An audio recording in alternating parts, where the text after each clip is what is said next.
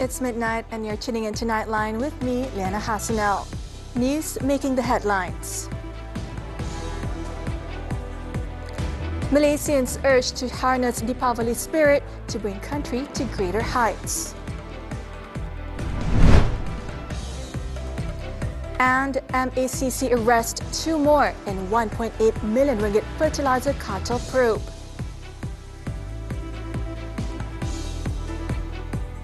Good morning. In the spirit of Davali, Prime Minister Datuk Sri Anwar Ibrahim has urged Malaysians to work towards illuminating their lives with light to replace darkness. Anwar also called on all Malaysians to inform the government of any weaknesses or shortcomings so that it can work on improvements, moving from darkness to light in the spirit of Davali. The Prime Minister was speaking during the Madani Davali open house at Sentul Depot on Thursday. Anwar was welcomed by Digital Communications Minister Gobind Singh Deo upon arrival at around 11 a.m. Also in attendance were Deputy Prime Minister Datuk Sri Ahmad Zahid Hamidi and several cabinet members, including Communications Minister Fahmi Fadzil and Plantation and Commodities Minister Datuk Sri Johari Abdul Ghani. In a speech, the Prime Minister said Davali conveys that life is more than just food, drink and collective well-being. It is also about continuing the fight for goodness, justice and a better future. Jadi ada sejarahnya yang kita harus rakyat Malaysia umumnya tahu bahawa sambutan ini ada tujuan dia untuk menyatakan bahawa hidup ini lebih daripada sekadar makan minum, kesejahteraan bersama, tetapi untuk meneruskan perjuangan ke arah kebaikan, ke arah keadilan, ke arah masa depan yang lebih baik. More than 5,000 people of various races and backgrounds joined in the Davali celebrations and enjoyed various delicacies as early as 10 a.m. Some of the dishes served included panipuri, ladu, chendol, satay and appam. Davali brings a burst of vibrant colors, festive lights and joyful celebrations, marking one of the year's most anticipated cultural events among other festivals. Those celebrating would gather back home to reunite with loved ones and partake in festive activities packed with smiles and happiness. Nightline's Muhammad Nadir Asfar has the report. Davali is a time of celebration filled with the warmth of togetherness and the lighting of oil lamps, the sharing of sweets and joyous moments. It is also the season for spreading light, love and hope as family members get together to honor traditions and create cherished memories. For Matevi Devi and her family, Davali is an occasion filled with tradition, spending time with close family members and friends. Early morning we have to get up with the oil bath and we do all our favorite fruits, dishes like muruku, achu muruku and biscuits and our traditional like katiurunde, neyurunde, all is are famous, those are traditional. And we do the blessing from the elderly person, all the grandchildren should take blessing from them. And the most important is the ampao. That is the main thing for the grandchildren and we bless them. The main important, that's the most important things. Yeah, we still follow the same traditional, never ever forget the old traditional, we follow the old traditional together. That's most important so that the future of my grandchildren, they will learn more about the old traditional. That is the main important in the family. For Matevi's eldest child, Ramesh Supramaniam and his wife Devika Raja Manikam, the most important aspect about the celebration is getting together with family members and spending precious time with each other. Obviously, Davali, the wider meaning is that it's the good versus evil. So it's a day where we believe that it's a festival of light, right? So it's basically the good versus evil, and the good actually won the thing. So, but then for us, it's like it's more of a family get together and then doing good. So that's what we usually practice. So yeah, that's how we actually First, because all of us are very busy. So only on this festival, especially Davali, we may have some other religious event throughout the year, but only Davali we make it a point to actually travel wherever we have, because the parents basically they'll be expecting us to come back, and it is very important for us. The family bonding is extremely important. So that's how we actually spend time, and we make it a point that on Davali we have to all gather together in a house, especially with our parents. If parents are not there, we still have our siblings, our children, you know, and it's a very meaningful gathering actually for us. The Festival of Light unites families in honoring timeless traditions and passing down values, lighting up homes and hearts across generations as they share stories, enjoy festive meals, and create memories that strengthen bonds and preserve cultural heritage. I'm Muhammad Nadir Asfar for Nightline TV 3.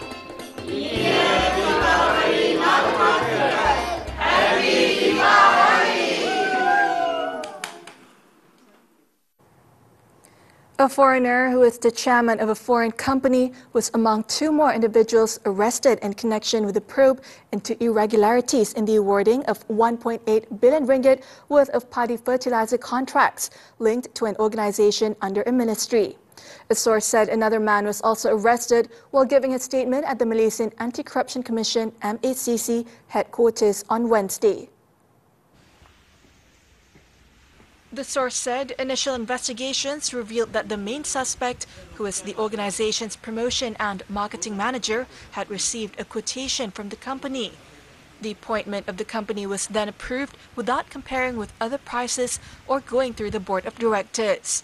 A supply contract for fertilizer worth approximately 60 million ringgit was awarded through direct negotiation in just 6 days in June 2022.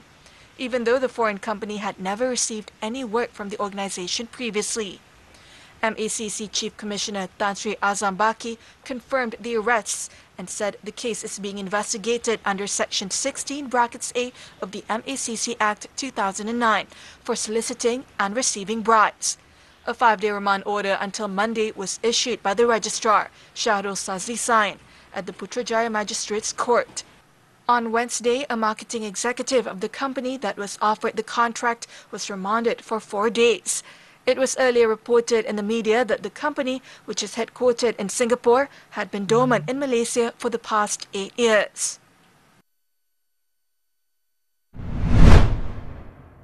Meanwhile, Azam explained that investigations are focused on corruption offences related to the procurement of fertilizers or raw materials for selected companies. The probe involves possible abuse of power among board members responsible for decision-making in selecting the companies. Dan dalam siasatan kita ni, kita dapati syarikat yang mendapat projek baja ni dikatakan betul telah dormant selama 8 tahun. Itu kita tengah nak tengok isu tu betul tak betul lah. Jadi menjadi persoalan kepada kita lah, dan kelulusan yang diberikan oleh lembaga pengarah begitu singkat. Tak silap saya dalam tempoh 6 hari. Azam said the MACC is yet to summon any board members of the organization involved. However, statements from several finance department staff of the organization, as well as employees of the company that was awarded the fertilizer project, have been recorded. In another case, the MACC has urged all parties to avoid making speculations about the investigation into the Education Ministry MOE Wan Bestarian service tender. Azam said that the Commission is conducting a thorough investigation into the awarding of the 4 billion ringgit service tender to YTL Communications to ensure fairness for all parties involved. In a statement on Thursday, Azam stressed that MACC will adhere to all due processes to carry out the investigation transparently and urged everyone to avoid speculation. He added that the graft busters will also consider the defense presented by the company. Azam explained that it is still too early for MACC to draw any conclusions relating to the case, as it involves a technical dispute related to project delivery between the MOE and YTL. He also assured that the MACC will strive to expedite the investigation as much as possible. On Wednesday, YTL, in a statement to Bursa Malaysia, stated that the Wan Bestarian tender was awarded to the company as the most technically compliant and cost-effective bid among 18 other bidders, highlighting the company's capabilities and merit. Khazanah Nasional Berhad, Khazanah Permodalan Nasional Berhad and Fashionvalet Sdn Berhad should be given time to explain their 43.9 million ringgit losses after selling their stakes in the e-commerce platform for 3.1 million ringgit. Communications Minister Fahmi Fadzil said this is because the matter involved public funds. A lot of people are asking, but to be just to all parties, whether it's Khazanah, whether it's Fashionvalet, I think we should give them a little bit of time for them to explain themselves. On Tuesday, the Finance Ministry said Khazanah and PNB had sold their collective stakes in Malaysia's first fashion e-commerce platform, Fashionvalet, for 3.1 million ringgit, compared to their initial investment of 47 million ringgit.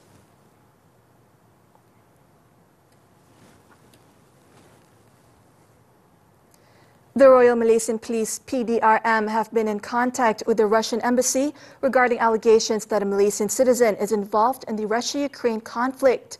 Inspector General of Police Tan Sri Razaruddin Hussein said the Bukit Aman Special Branch has reached out to the Russian embassy concerning the matter and are awaiting confirmation. Pihak Rusia dan Ukraine, dia dapat, bukan dia dapat lah, perkara ini keluar daripada medsos, daripada sana punya medsos. Jadi diorang pun tak boleh nak pastikan perkara ini dan diorang tengah cari daripada punca medsos tu. According to Razaruddin, the police are also in communication with the individual's family, who has been reportedly studying abroad since 2022. He explained that police is taking action regarding the matter and urged the public not to engage in speculation. He also reminded the public to refrain from getting involved with any foreign fighters or conflicts involving other countries. Several photos showing a Malaysian identification card and driving license found on a battlefield had gone viral recently. The documents were reportedly found after Russian forces took a Ukrainian position in Livadny. In Terengganu, police raided a cafe in Kuala Kemaman and instructed organizers of a concert to stop the event on Wednesday.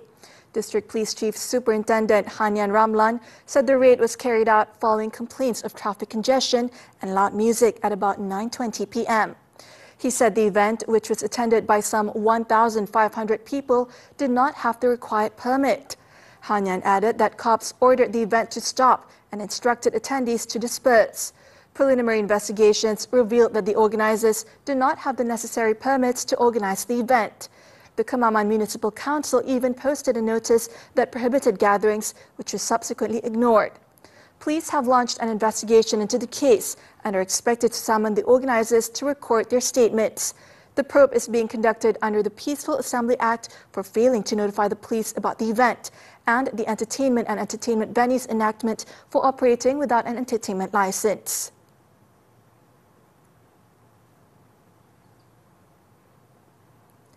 In Perak, a motorcyclist was killed in a collision with a 4x4 vehicle on Thursday. The accident occurred about 9 a.m. at Pekan Tambun in Ipoh. According to his friend, the victim, Tan Zheng Li, aged 25, had just finished eating breakfast at an eatery nearby.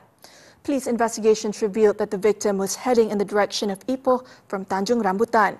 The victim then crashed into the right side of a pickup truck, which was exiting an intersection. The collision caused the victim to suffer chest injuries and he died at the scene. The driver and passenger of the truck, meanwhile, were unharmed. The victim's body was sent to the forensic unit at the Raja Permaisri Bainon Hospital in Ipoh at 11 a.m. for post-mortem.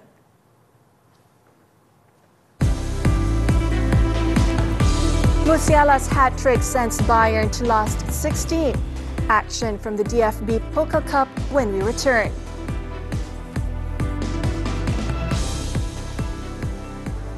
Warga Selatan dah sedia? Jom ke Johor Bahru, kita gegarkan konsert Jom Heboh. Saksikan persembahan hebat selebriti tanah air seperti Nabila Razali, Ayu Damit, Syamil, Sukilo, Wani Hasrita, Dollar dan ramai lagi sepanjang 2 malam ini dengan hos Muaz Muhammad, Hanif Miswan dan Farah Nabila Wazir yang sedia menggamatkan konsert ini. Jangan lupa ke konsert Jom Heboh 2 dan 3 November ini di Padang B, Aksana Johor Bahru Mall mulai 9 malam. Jom, jom, jom!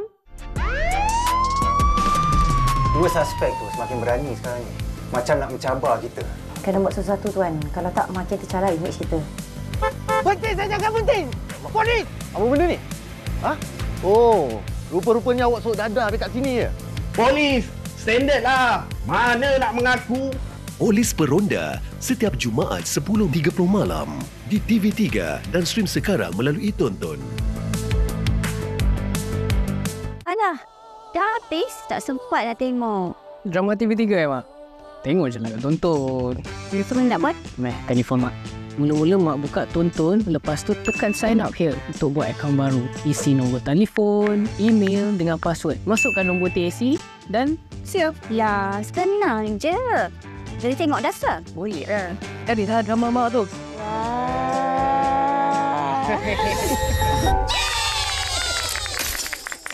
Pening, sakit kepala, muntah-muntah, pedih mata. Sebab tak tahu nak masak apa, jangan risau guys. Dapur Panas, anda bersama saya Chef Naim. Saya akan kongsikan 3 menu istimewa. Dan untuk episod kali ini, kita datangkan tetamu khas, iaitu host untuk Hello Doktor. Siapa dia? Tengoklah Dapur Panas TV3.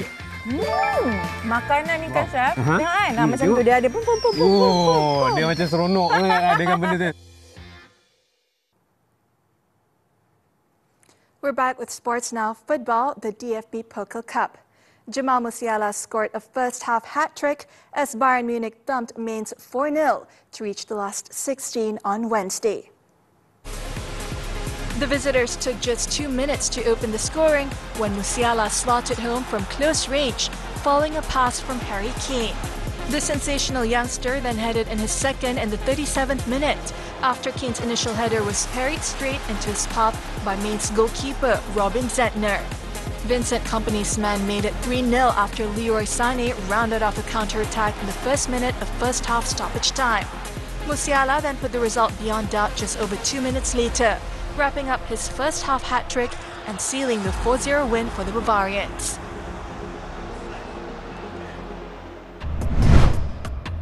In another match, Eintracht Frankfurt beat Borussia Mönchengladbach 2-1, despite playing 75 minutes with 10 men to reach the last 16. 15 minutes into the game, Frankfurt's Arthur Theate was sent off after stumbling and handling the ball while on the ground, denying Lukas Ulrich a clear goal-scoring opportunity. Despite being a man down, the hosts took the lead in the second minute of first-half stoppage time when Hugo Ekitike fired into the bottom corner. Mönchengladbach fought harder and drew level 2 minutes after the interval, thanks to Ko Itakura's sensational volley from the edge of the box. However, Frankfurt substitute Omar Marmoush fired high into the net from close range 20 minutes from time, securing the 2-1 win. Turning to tennis, the 2024 Paris Masters. Alexander Zverev defeated Talon Griekspoor with a straight sets victory in the round of 32 clash on Wednesday. The world number 3, however, needed a tiebreaker to win the first game before beating the Dutchman 7-6, 6-3 to book his place in the last 16. The German will now face local hero and world number 20 Arthur Fils in the next round. Earlier, British number 1 Jack Draper booked his place in the third round with a hard-fought 7-6, 4-6, 6-4 win over 5th seed Taylor Fritz. Next up, he is set to take on Australian Alex de Minaur, who he beat in the US Open. Joining them was Arthur Cazoo, who upset world number 19 Ben Shelton 6-3, 7-6 in the second round. The home favorite was roared on by the Parisian crowd and defeated his American opponent in 1 hour and 21 minutes to set up a last 16 meeting with 13th seed Holger Rune. A dozen killed in Mexico's steel plant explosion.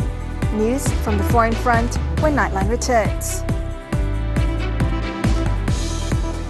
Alah, dah habis tak sempat nak tengok. Drama TV3 mak? Tengok je lah, tonton. Telefon nak buat? Telefon mak. Mula-mula mak buka tonton, lepas tu tekan sign up here untuk buat akaun baru. Isi nombor telefon, email dengan password. Masukkan nombor TAC dan siap. Lah, senang je. Jadi tengok dasar. Boleh lah. Edit lah drama mak tu.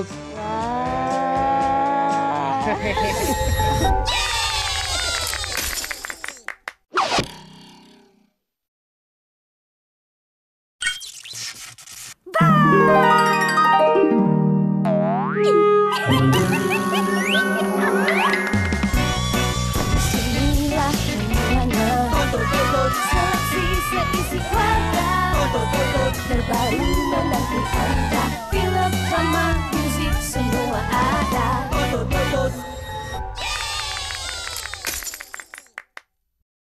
Kejayaan demi kejayaan, kesungguhan wanita cetus inspirasi. Whatever saya buat ni, saya akan sentiasa letak niat saya untuk parents saya. Itu semangat saya supaya saya dapat membanggakan kedua bapa saya lah.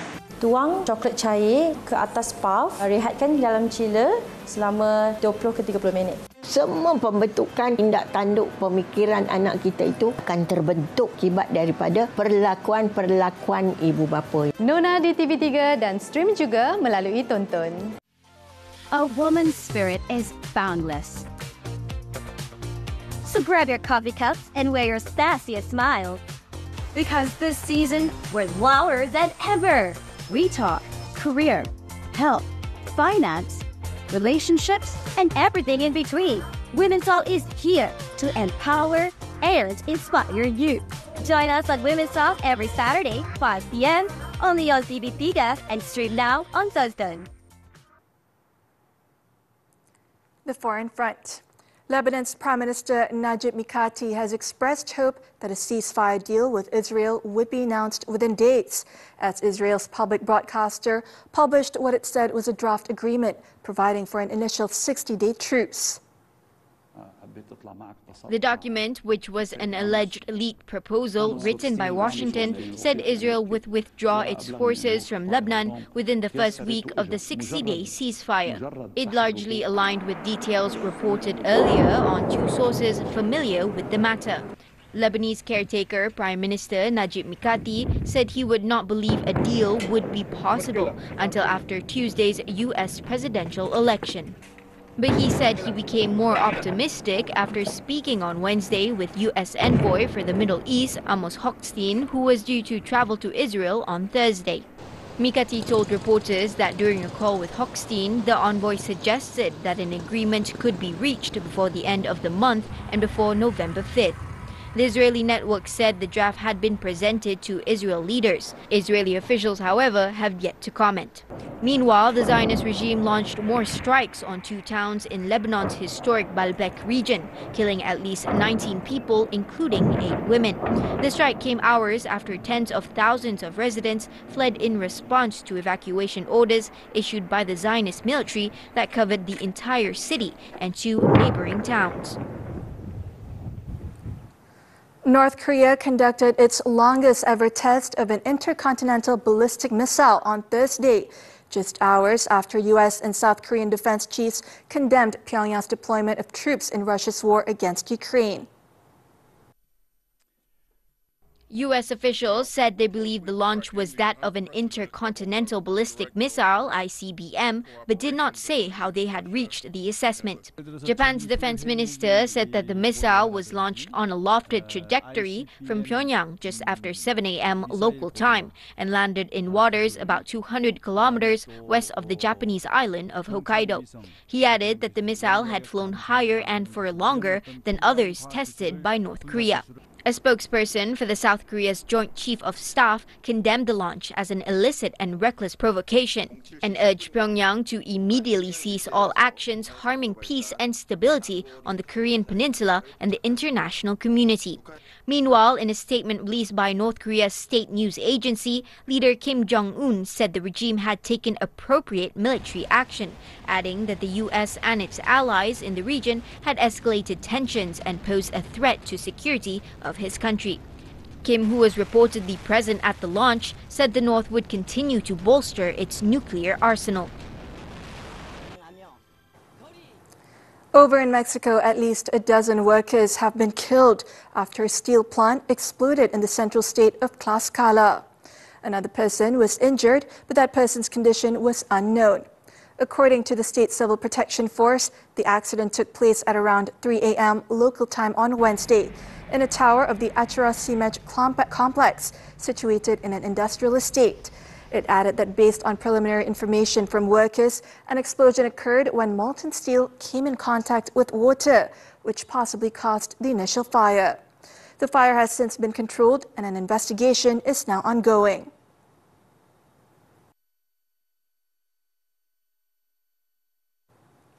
The largest typhoon to hit Taiwan in 30 years has made landfall in the country's southeast on Thursday, bringing heavy rain and power cuts and prompting mass evacuations. According to Taiwan's Central Weather Administration, Typhoon Kong-Ray arrived at 1:40 p.m. local time in the city of Taitung. The fire department reported one person had died when their truck hit a fallen tree in central Taiwan. The government said the typhoon knocked out of power to nearly 500,000 households, as all cities and counties in the country closed schools and offices in preparation for the storm, which has a radius of nearly 322 kilometers. Several highways were closed, train services suspended, and the Taipei Metro announced partial route suspensions. By Thursday afternoon, 298 international flights and 229 domestic flights had been cancelled. Meanwhile, the Defense Ministry has put 36,000 troops on standby to help with rescue efforts, while almost 10,000 people have been evacuated from high-risk areas ahead of time.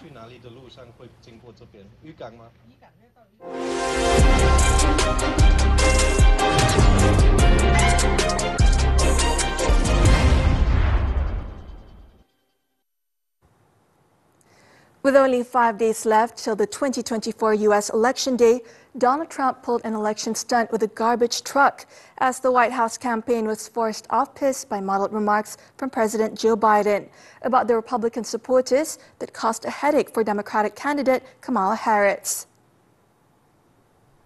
Dressing like a sanitation worker and at one point appearing in a cab of a garbage truck, Donald Trump sought to convince voters in battleground state Wisconsin on Wednesday that Democrats believe those who vote for him are garbage.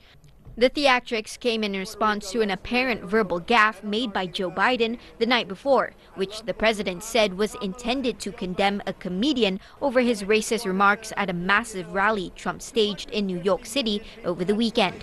Trump and his allies, however, have seized on Biden's words to argue Democratic nominee Kamala Harris is insincere in her pledge to be a president for all Americans, even those who do not vote for her.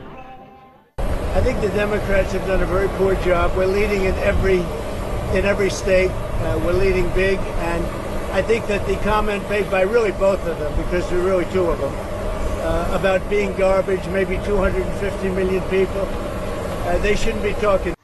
Meanwhile, Democrat Harris was forced to fend off questions about Biden's gaffe as she traveled to North Carolina and onward to Pennsylvania and Wisconsin, focusing again on 3 of the 7 battleground states that could determine who wins the closest election in modern U.S. history. She said people are exhausted and they want the pointing of the fingers to stop.